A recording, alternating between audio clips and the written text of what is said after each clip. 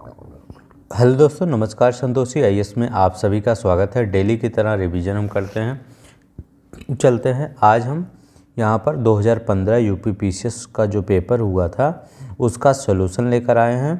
ठीक है, और इसके बाद उस सॉल्यूशन के बाद मतलब ज़्यादा नहीं, थोड़े ही से पेपर हिस्ट्री और ज्योग्राफी का ही है। ठीक है, अगला और भी पेपर का मतलब और ही सब्जेक्ट का ले लेंगे। ठीक है, कल वाले में। और इसके बाद वही सब जो अभी समझाएंगे उसी का एक बार टेस्ट भी हो जाएगा यहाँ पर आपका। तो चलते हैं, दोनों तरफ से रिवीजन हो जाएगा, एक बार थ्योरी में, एक बार क्वेश्चन आंसर में। तो चलते हैं, ज़्यादा समय नहीं लेंगे आपका। तो एक बार देख लेते हैं कैसे कैसे क्वेश्चन पूछे गए थे आपके पेपर में। यहाँ पर लिखा गया है कि ऋग्वैदिक काल के प्रारंभ में महत्वपूर्ण संपत्ति मतलब सबसे मूल्यवान और महत्वपूर्ण संपत्ति क्या थी। जो ऋग्वैदिक काल का प्रारंभ चल रहा था तो उस समय सबसे महत्वपूर्ण मूल्यवान संपत्ति गाय को समझा जाता था। क्या? गाय को ही समझा जाता था, क्योंकि अधिकांश जो पहले लड़ाइयाँ होती थी वो गाय के लिए ही होती थी। ठीक है, अधिकांश लड़ाइयाँ किसके लिए? गाय के लिए ही होती है। जैसे आजकल अधिकांश लड़ाइयाँ ज़मीन के लिए होती है, वैसे पहले गायों के लिए अधिकांश लड़ाइयाँ होती थी, क्योंकि वो मूल्यवान थी। ठीक है, महत्वपूर्ण और मूल्यवान दोनों ही थी। ऋग्वैदिक काल में गाय को अघन्या कहा गया है, कई बार क्वेश्चन आया है। ठीक है, ना मारने योग्य। अघन्या का मतलब ही होता है किसी चीज़ को ना मारने योग्य। गाय की हत्या करने वाले को मृत्युदंड मिल जाता था। ठीक है, उसको मृत्युदंड दे दिया जाता था या उम्र कैद दे दिया जाता था। पुराणों के 5 लक्षण क्या थे? पुराणों के 5 लक्षण थे या संकेत कह सकते हैं। सर्ग, सर्ग मतलब सृष्टि। प्रतिसर्ग, प्रतिसर्ग इसका मतलब प्रलय पुनर्जन्म। वंश था देवता या ऋषि सूची। मनवांतर 14 मुनि के काल। ठीक है, 14 मुनि के काल। वंशानुचरित, सूर्य चंद्रादि वंशीय चरित्र। ठीक है, ये पुराणों के 5 लक्षण थे। सर्ग, प्रतिसर्ग, वंश, मनवांतर, वंशानुचरित। ठीक है, पुराणों के 5। अब पूछ सकता है कि पुराणों की संख्या कितनी है, तो पुराणों की संख्या 18 है। पुराणों की संख्या 18 है। रचयिता कौन है? लोमहर्ष। ठीक है, और इनके बेटे उग्र सर्वा, इन्होंने ही, दोनों लोग ने ही पुराणों की रचना की। क्या? लोमहर्ष और उग्र सर्वा। अगर पूछे पुराणों की संख्या कितनी है तो 18। तो इसमें आपको यही क्वेश्चन पूछा गया था कि पुराणों के 5 लक्षण कौन कौन से हैं। ठीक है, मतलब कौन नहीं है। अभी क्वेश्चन आएगा तो आप देखिएगा। अब यहाँ पर देखिए, ये जो सम्राट थे और उनका टाइटल्स क्या था। तो अशोक का टाइटल सभी लोग जानते हैं, पूछा गया था प्रियदर्शी का देवनाव प्रिय। समुद्रगुप्त की टाइटल क्या था? पराक्रमांक था। चंद्रगुप्त द्वितीय का टाइटल विक्रमादित्य था। ठीक है, विक्रमादित्य। स्कंदगुप्त का कर्मादित्य था। ठीक है, स्कंदगुप्त का कर्मादित्य टाइटल लिए थे। चंद्रगुप्त द्वितीय ने विक्रमादित्य की टाइटल धारण की थी। समुद्रगुप्त ने पराक्रमांक की टाइटल, अशोक ने प्रियदर्शना और देवनाव प्रिय की टाइटल धारण किए थे। अब देखिए, एक क्वेश्चन काफ़ी अच्छा आया था कि सिकंदर के साथ भारत आए थे। प्लीज़ आप सब जो लोग नए होंगे इस चैनल को सब्सक्राइब कर लेंगे, क्योंकि हमारा पूरा ही फोकस हमेशा प्रीवियस ईयर पर ही रहता है। यहाँ पर मेरा जितना भी वीडियो देखेंगे लगभग प्रीवियस ईयर ही हम आपको रटा दिए हैं। ठीक है, जो बच्चे पहले से फॉलो कर रहे होंगे वो देखते होंगे कि प्रीवियस ईयर ज़्यादा हम रटाने की कोशिश करते हैं। मतलब चाहे पढ़ाने की चाहे रटाने की, आप कुछ भी समझ सकते हैं। ठीक है, ये रिवीजन चलता है, डेली ही रिवीजन चलता है सुबह 8 बजे। सिकंदर के साथ भारत जो आए थे उसमें कार्टियस, बहुत ही इंपॉर्टेंट क्वेश्चन था। उसमें ये सब दिए थे, देखिए ये डायोडोरस, एरियन जस्टिन, प्लूटार्क, निरियाकस, आर्ने सिक्रिटस और आस्टियोबुलस, ये सब दिए थे। इसमें डायमेकस एक ऑप्शन दे दिया था कि सिकंदर के साथ भारत कौन नहीं आए थे। ठीक है, तो डायमेकस ये सीरिया के राजदूत थे जो बिंदुसार के शासनकाल में आए थे। कौन? डायमेकस। ये किसके शासनकाल में आए थे? डायमेकस, ये बिंदुसार के शासनकाल में आए थे। और ये कार्टियस, ये सब याद रखिएगा, कार्टियस, डायोडोरस, एरियन जस्टिस, प्लूटार्क, निरियाकस, आर्निसिक्रिटस और अरिस्टियोबुलस। ठीक है, ये सब सिकंदर के साथ, जब सिकंदर भारत पर आक्रमण करने आया था उस समय ये सब सिकंदर के साथ ही आए थे। ठीक है, तो याद रखिए, एक बार पूछा गया आपके पेपर में, घुमा के कुछ भी क्वेश्चन पूछ सकता है, इसीलिए हमने सब ले लिया। यहाँ पर तीन ही ऑप्शन था, कार्टियस, डायोपोरस और शायद आस्ट्रोबुलस था। ठीक है, और एक तो डाइमेकस था ही, तो हमने सब कुछ ले लिया ताकि आपको हो सकता है बाद में कैसे पूछे। ठीक है, अब देखिए द नेचुरल हिस्ट्री के लेखक कौन थे? पालिनी थे। ठीक है, वहाँ पर क्या दिया था? टालमी। टालमी नहीं थे, टालमी थे तो भूगोल के, जो भूगोल के लेखक टालमी थे और पालिनी नेचुरल हिस्ट्री के लेखक थे। तो पालिनी नेचुरल हिस्ट्री, ठीक है, नेचुरल हिस्ट्री। तो कैसे याद करेंगे कि पालता कौन है? नेचर ही सबको पालता है, चाहे वो जो भी चीज़ हो, पृथ्वी पर कोई भी जीव हो, सबको कौन पालता है? नेचर ही पालता है। तो नेचुरल हिस्ट्री ऐसे, टालमी भूगोल। ठीक है, भूगोल को पढ़ने से टाल नहीं सकते। ठीक है, ऐसे याद कर लीजिए। कौटिल्य के अर्थशास्त्र में सप्तांग सिद्धांत है। ठीक है, किसके, अब ये यहाँ से कैसे क्वेश्चन पूछेगा कि कौटिल्य के अर्थशास्त्र में कौन सा सिद्धांत है? सप्तांग सिद्धांत है। दूसरा क्वेश्चन कैसे बनेगा कि सप्तांग सिद्धांत किसके मतलब शास्त्र में बताया गया है? तो कौटिल्य के अर्थशास्त्र में बताया गया है। किसके पुस्तक में मिलता है? कौटिल्य के अर्थशास्त्र में मिलता है। तो कई प्रकार से घुमा के पूछ सकता है। इनके अनुसार राज्य के 7 अंग होते हैं। कौन कौन से? एक स्वामी होता है, एक आमत्य होता है, ठीक है, एक आमत्य होता है, एक जनपद होता है। कौन? जनपद। एक दुर्ग होता है, कोष होता है, दंड होता है, मित्र होता है। तो उसमें क्या पूछा था आपके पेपर में? पूछा था कि जो कौटिल्य के अर्थशास्त्र में सप्तांग सिद्धांत है उसमें लास्ट कौन था, सबसे अंतिम कौन था? तो सबसे अंतिम मित्र होता है। ठीक है, अब देखिए एक पोलीगर वर्ड आप सुने होंगे, दक्षिण भारत के पोलीगर ये क्या होते थे? तो ये क्षेत्रीय प्रशासकीय और सैन्य नियंत्रक होते थे। प्रशासनिक सुधारों में इनकी महत्वपूर्ण भूमिका रहती थी। कौन? पोलीगर। पोलीगर कौन थे? क्षेत्रीय प्रशासकीय और सैन्य नियंत्रक थे। प्रशासनिक सुधारों में इनकी कौन सी भूमिका? बहुत ही महत्वपूर्ण भूमिका रहती थी। ठीक है, अब देखिए यहाँ पर एक और दक्षिण भारत से क्वेश्चन आता है, राष्ट्रकूट साम्राज्य का संस्थापक कौन था? दंती वर्मन था या दंती दुर्ग था, जिसने चालुक्य शासक किसको? कीर्त वर्मन को पराजित कर स्वतंत्र राज्य की स्थापना की थी। ठीक है, किसकी? कीर्त वर्मन को पराजित कर स्वतंत्र राज्य की स्थापना की थी। ठीक है, अब देखिए राजधानी क्या बनाया था? मान्यखेत बनाया था। दंती दुर्ग ने उज्जैनी में हिरण्यगर्भ महादान नामक यज्ञ किया था। हिरण्यगर्भ मतलब इसका क्या मतलब है कि महादान नामक यज्ञ किया था। तो यही पूछ सकता है, हिरण्यगर्भ नामक महादान नामक यज्ञ किसने किया था? तो दंती दुर्ग ने किया था। कब?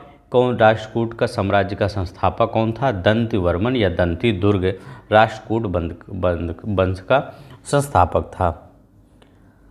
जहांगीर ने इंग्लिश खान की उपाधि किसको दी? विलियम हॉकिंस को दी। 1608 ईस्वी में आया था और इसको 400 मनसब का भी भी दिया गया था, मतलब पुरस्कार। तो जहांगीर ने इंग्लिश खान की उपाधि विलियम हॉकिंस को दी, जो 1608 ईस्वी में आया था। 400 मनसब इसको दिया गया था। ठीक है, अब देखिए ये पूछा गया था कि अकबर द्वारा क्या नहीं बनवाया गया? तो वहाँ पर ऑप्शन था क्या? एक लाल किला। तो लाल किला शाहजहाँ द्वारा बनवाया गया था, लेकिन आगरा का किला जो है अकबर के द्वारा बनवाया गया था। इलाहाबाद का किला ये भी अकबर के द्वारा। लाहौर का किला ये भी। तो पाकिस्तान वाले भी देखते होंगे कि ये अकबर का किला है। ठीक है, जो अभी भी होगा ना, जैसे हमारे यहाँ अभी भी सब पढ़े हैं तो वहाँ भी होगा। तो लाहौर का किला अकबर के द्वारा, इलाहाबाद का किला अकबर के द्वारा, आगरा के किला अकबर के द्वारा। अब यहाँ से एक क्वेश्चन बना था कि लखनऊ अवध में 1857 के विद्रोह में वहाँ का नेता कौन था? तो बेगम हजरत महल, ये तो सभी जानते हैं, लेकिन इनके बेटे के बारे में क्वेश्चन पूछ सकता है। तो इनके अल्पवयस्क बेटे बिराजिस कादिर को नवाब घोषित कर दिया था। किसने? बेगम हजरत महल ने विद्रोह का नेतृत्व करते हुए हजरत महल ने अपने अल्पवयस्क बेटे बिराजिस कादिर को नवाब घोषित किया और प्रशासन की बागडोर अपने हाथों में ले ली। ठीक है, अब देखिए 4 जून 1857 को विद्रोह हुआ था वहाँ पे। अब देखिए 1924 में बंगाल का तारकेश्वर आंदोलन क्या था? तो मंदिरों में व्याप्त भ्रष्टाचार से था। तो मंदिरों में जो व्याप्त भ्रष्टाचार था तो उससे यह बंगाल का तारकेश्वर आंदोलन था। कौन था? बंगाल का तारकेश्वर आंदोलन था जो मंदिरों में व्याप्त भ्रष्टाचार से संबंधित था। इस आंदोलन को CR दास ने भी अपना समर्थन दिया था। ठीक है, तो तारकेश्वर आंदोलन कैसे पूछेगा कि यह कहाँ का आंदोलन था? तो हो सकता है महाराष्ट्र का दे दे, हो सकता है केरला का दे दे या तमिलनाडु का दे दे। तो आप कहाँ सा बताएंगे? कहीं का नहीं बताएंगे, यह बंगाल का तारकेश्वर आंदोलन था। CR दास ने इसका समर्थन किया था। बस। अब देखिए सोमेंद्र नाथ टैगोर के बारे में एक क्वेश्चन पूछा था। तो देखिए क्या क्या क्वेश्चन पूछता है। 1934 में क्रांतिकारी साम्यवादी दल की स्थापना किसने की थी? तो सोमेंद्र नाथ टैगोर ने 1934 में क्रांतिकारी साम्यवादी दल की स्थापना की थी। किसकी? क्रांतिकारी साम्यवादी दल की स्थापना। भारतीय बोल्शेविक दल स्थापना 1939 ईस्वी में। भारतीय बोल्शेविक दल इसकी स्थापना 1939 ईस्वी में हुई थी। ठीक है। अब देखिए बंगाल में के मजदूर नेता H. दत्त मजूमदार, अजीत राय, शिशिर राय और विश्वनाथ दुबे ने की थी। ठीक है, तो बंगाल के मजदूर नेता H. दत्त मजूमदार, अजीत राय, शिशिर राय और विश्वनाथ दुबे ने भारतीय बोल्शेविक दल की स्थापना की थी। किसकी? भारतीय बोल्शेविक दल की स्थापना की थी। कब? 1939 ईस्वी में। अब देखिए लोकहितवादी के गोपाल हरिकृष्ण देशमुख, ये सब जानते ही होंगे। महाराष्ट्र के समाज सुधारक, ये भी आप याद किया करिए कहाँ की ये समाज सुधारक हैं, क्योंकि कई बार पेपर में आपके पूछा गया है ये समाज सुधारक किस क्षेत्र से रिलेट करते हैं। तो ठीक है, तो ये लोकहितवादी थे, ये तो सभी जानते होंगे। ये पूछा जाता है इनके लेख शतपत्रे नाम से प्रकाशित हुए थे। किस नाम से? शतपत्रे नाम से प्रकाशित हुए थे। कामागाटू क्या था? कामागाटू एक जहाज़ था। बजबज नामक बंदरगाह पर जो पहुंचा था तो इसकी तलाशी हुई, वहां पर संघर्ष हुआ और 18 यात्री मारे गए। लगभग 18 यात्री मारे गए और लगभग 25 यात्री घायल हो गए। यहाँ पे घायल होगा। ठीक है, कितने? 25 यात्री घायल हुए। तो याद रखिएगा ये मतलब कामागाटू क्या था? एक जहाज़ था। ये 1914 में आया था। ठीक है, जो वहाँ से लौटा दिया गया था कनाडा से, फिर यहाँ आया था। ठीक है, 376 यात्री इसमें सवार थे। अब देखिए यहाँ पर कैबिनेट मिशन 14 मार्च 1946 को घोषणा सर क्लीमेंट इटली ने की थी। इसकी घोषणा तो ये भी पूछ सकता है कैबिनेट मिशन की घोषणा किसने की थी? सर क्लीमेंट इटली, ये प्रधानमंत्री थे उस समय। ठीक है, 3 सदस्यीय समिति थी। Stafford Cripps, Lord Pethick Lawrence और AB अलेक्जेंडर, ये तीनों लोग इसमें शामिल थे। कौन? Stafford Cripps, Lord Pethick Lawrence, HB Alexander. 24 मार्च 1946 को यह दिल्ली पहुँचे। 24 मार्च ये डेट बहुत याद रखिएगा क्योंकि ये डेट कई बार आपसे पूछ लिया गया है। ठीक है, ये डेट, तो इस डेट के बारे में याद रखिएगा। 24 मार्च 1946 को दिल्ली पहुंचा। दीपावली घोषणा पत्र कब क्या होता है? 1939 में जारी। इसका संबंध वो 39 बोल रहे हैं, 1929 में जारी हुआ था दीपावली घोषणा पत्र। इसका संबंध किससे है? तो डोमिनियन स्टेटस से इसका संबंध है। तो दीपावली घोषणा पत्र का संबंध किससे है? डोमिनियन स्टेटस से था। ठीक है, किससे? डोमिनियन स्टेटस से। गांधी जी को वन मैन बाउंड्री फोर्स किसने कहा था? मतलब गांधी जी सभी फोर्स के लिए एक हो जाएं और गांधी जी अकेले ही खड़े रहेंगे बाउंड्री की तरह। तो ये लॉर्ड माउंटबेटन ने कहा था। किसने? लॉर्ड माउंटबेटन ने गांधी जी को वन मैन बाउंड्री फोर्स कहा था। याद रखिएगा, इम्पोर्टेंट है। अब देखिए ये ज्योग्राफी का क्वेश्चन, यहाँ पर देखिए एक ही मैप में हमने सब कुछ ले दिया है, सिर्फ आपको एक बार पढ़ लेना है बस। जो मैं पढ़ा रहा हूँ दिमाग में रख लेना है बस, क्योंकि यहाँ से कम 15 से 20 क्वेश्चन इसी मैप से है। अब देखिए पूछा गया था कि अंचार झील कहाँ है? तो अंचार झील कहाँ है? जम्मू कश्मीर में। तो याद रखिए अंचार झील, एक बार बोलिए, अंचार झील जम्मू कश्मीर में है। ये नदी के बारे में पूछा गया था कि दूध गंगा नदी कहाँ बहती है। तो दूध गंगा नदी चिनाब की सहायक नदी है, यह जम्मू कश्मीर में बहती है। कहाँ पर? जम्मू कश्मीर में दूध गंगा नदी बहती है, जो चिनाब की सहायक नदी है। सूरज कुंड झील हरियाणा में सभी जानते होंगे। इसके बाद हिमाचल प्रदेश में जो झरना पूछा था, ज्वालामुखी गर्म जल स्रोत कहाँ पर है? उस झरने का नाम ही है ज्वालामुखी गर्म जल स्रोत। तो कहाँ है? हिमाचल प्रदेश में है। एक मणिकरण जल स्रोत कहाँ पर है? हिमाचल प्रदेश में है। और एक गर्म जल स्रोत अनहोनी, ये कहाँ है? एमपी में। तो एमपी में अनहोनी गर्म जल स्रोत है। ठीक है, याद रखिएगा, अनहोनी गर्म जल स्रोत कहाँ पर है? एमपी में। और ये ज्वालामुखी गर्म जल स्रोत कहाँ है? हिमाचल प्रदेश में। मणिकरण गर्म जल स्रोत कहाँ है? हिमाचल प्रदेश में। तो यूके में रूपकुंड झील, ठीक है। उत्तराखंड में रूपकुंड झील है, ठीक है। क्या? रूपकुंड झील। अब देखिए यहाँ पर ये पूछा गया था कि दामोदर नदी से कौन सी नहर निकाला गया है। तो दामोदर नदी से एडन नहर निकाला गया है। कौन सा? एडन नहर दामोदर नदी से निकाला गया है। देखिए इतना, देखिए मैप के थ्रू मैं आपको बता दे रहा हूँ सब, क्योंकि ऐसे में लिख भी देता, लेकिन अगर आप ये जैसे आप ज्वालामुखी गर्म जल स्रोत, मणिकरण जल स्रोत, अगर आपके दिमाग में ये पिक्चर फीड हो जाएगा, तो अगर वहाँ पर आ जाएगा तो आप वो देखेंगे कि हाँ ऊपर ही थोड़ा सा लिखा गया था, ठीक है, नीचे नहीं लगाएंगे। अब देखिए तप्त पानी, तप्त पानी ये भी गर्म जल स्रोत है, ठीक है। ये तप्त पानी क्या है? ये भी गर्म जल स्रोत है, गर्म जल स्रोत। ये कहाँ पर है? ये उड़ीसा में है। कहाँ पर? उड़ीसा में है। कोलोरी झील, कोलोरी झील आंध्र प्रदेश में है। पुलिकट झील कहाँ है? ये आंध्र प्रदेश तमिलनाडु दोनों स्थान पर, दोनों के बॉर्डर पे है पुलिकट झील। समुद्री राष्ट्रीय उद्यान कौन सा है? मन्नार की जो खाड़ी है वो समुद्री राष्ट्रीय उद्यान है। क्या? मन्नार की खाड़ी समुद्री राष्ट्रीय उद्यान है। अष्टमुडी झील, ठीक, तो अष्टमुडी झील केरला में है, ठीक है। कहाँ पर? केरला में है। हमीरसर झील कहाँ है? गुजरात में। हमीरसर झील गुजरात में है, ठीक है। अब तो आपको शायद ही यहाँ पर जितने भी वर्ड लिखे गए हैं ये सब क्वेश्चन में आपके पूछे गए हैं। तो एक बार देख लेते हैं। सूरजकुंड झील हरियाणा में, अंचार झील जम्मू कश्मीर में, और ये ज्वालामुखी गर्म जल स्रोत हिमाचल प्रदेश में, मणिकरण गर्म जल स्रोत हिमाचल प्रदेश में, रूपकुंड झील ये उत्तराखंड में है। एडन नहर को दामोदर नदी से निकाला गया है, ये किससे? दामोदर नदी से। एमपी अनहोनी गर्म जल स्रोत है, एमपी में अनहोनी गर्म जल स्रोत है। उड़ीसा में तप्त पानी गर्म जल स्रोत है। कोलेरू झील आंध्र प्रदेश में है।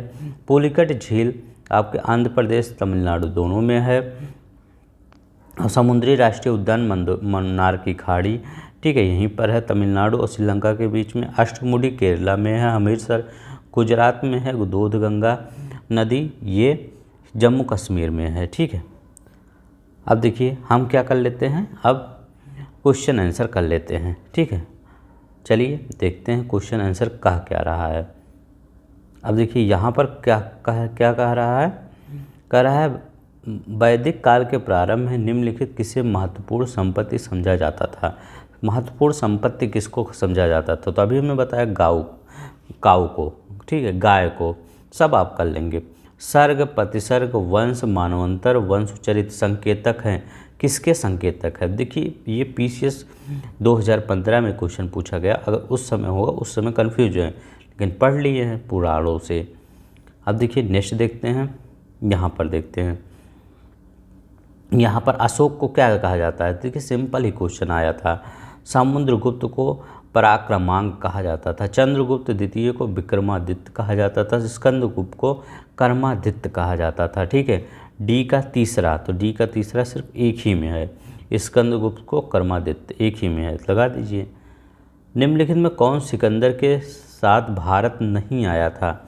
सिकंदर के साथ भारत नहीं आया था, तो डाइमेकस, यह बिंदुसार के काल में आया था। ये डाइमेकस, ये सिकंदर के साथ नहीं आया था। निरियाकस, आर्नेसिक्रिट्स और ओरिस्टोबुलस ब्यूलस, ये सब कब थे? ये सिकंदर के साथ ही आए थे, ठीक है, लेकिन डाइमेकस नहीं था। नेक्स्ट देखिए, कौन सा जोड़ा सुमेलित नहीं है? अब देखिए नेचुरल हिस्ट्री, तो हिस्ट्री नेचुरल, नेचर क्या पालता है, नेचर सबको पालता है ना, तो पालनी लिख दीजिए, पालनी, ठीक है। नेचुरल हिस्ट्री पालनी, ठीक है। टालमी का था क्या, भूगोल था, ज्योग्राफी था। हिस्टोरिकल फिलिपींस पाइम्पेयस टोगस, लाइफ ऑफ हेंस यांग हुई ली, ठीक है। अब ये द हिस्ट्रीज हेरोडोटस ने लिखा, ठीक है।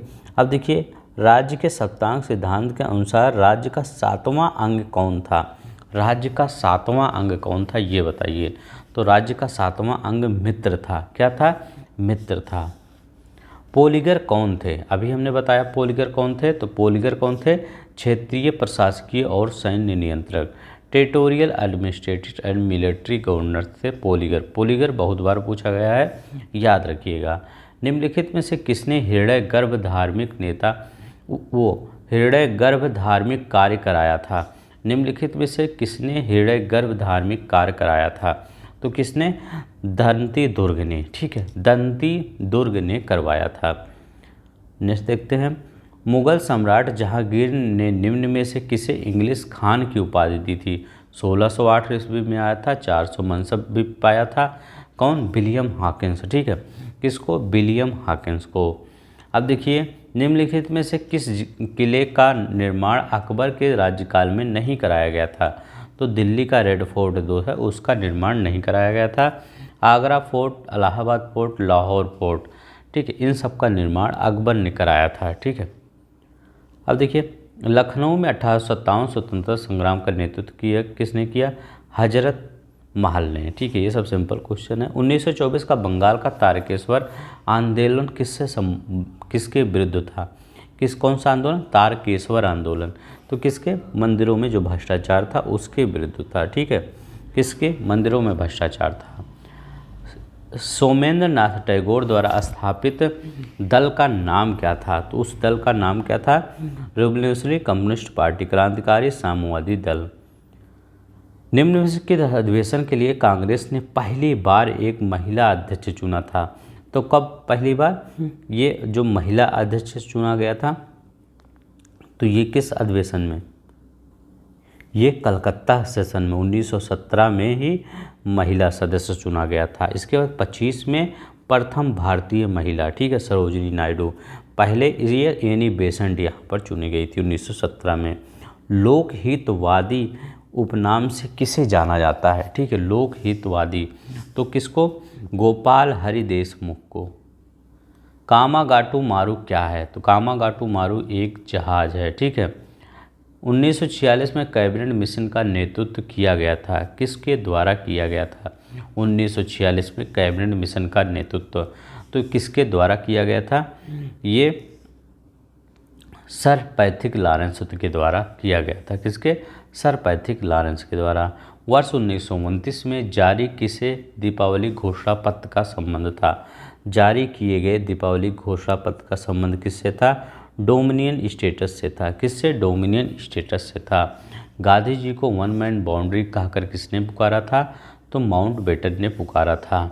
अब देखिए मणिकरण जल स्रोत, गर्म जल स्रोत कहाँ है, हिमाचल प्रदेश में है। ये ज्वालामुखी गर्म जल स्रोत ये जम्मू कश्मीर में नहीं है, ये भी हिमाचल प्रदेश में है। अनहोनी मध्य प्रदेश सही है, तप्त पानी उड़ीसा ये भी सही है, बी वाला गलत था। दूधगंगा नदी किस में अवस्थित है, तो दूधगंगा नदी जम्मू कश्मीर में अवस्थित है। अब देखिए यहाँ पर अष्टमुदी केरला में लगाइए, पुलिकट तमिलनाडु में लगा दीजिए, रूपकुंड उत्तराखंड में, सूरजकुंड हरियाणा में, बस हो गया आपका। निम्न नहरों में कौन दामोदर नदी से, तो एडन नहर, ठीक, एडन नहर दामोदर नदी से निकाली गई है। कौन सा राष्ट्रीय उद्यान है, तो मन्नार कहीं है, गल्फ ऑफ मन्नार है, ठीक है। अब यहाँ पर भारत में निम्न झीलों में से कौन जम्मू और कश्मीर में अवस्थित है, कौन, जम्मू और कश्मीर में, अंचार, अंचार कहाँ है, जम्मू और कश्मीर में। हमीरसर कहाँ है, गुजरात में है, ठीक है, अंचार जम्मू और कश्मीर में है। कोलेरू कहाँ है, तो कोलेरू आपका आंध्र प्रदेश में है, ठीक है, आंध्र प्रदेश में कोलेरू है। फुलझर झील, फुलझर झील कहाँ है, तो ये उत्तर प्रदेश में है, ये उत्तर प्रदेश में। बस इतना ही प्लीज़ चैनल को सब्सक्राइब कर लीजिए, वीडियो को लाइक कर दिया करिए। आज के लिए बस इतना ही। बने रहिएगा, डेली रिवीजन आता रहेगा। अपना ख्याल रखिएगा। जय हिंद, जय भारत।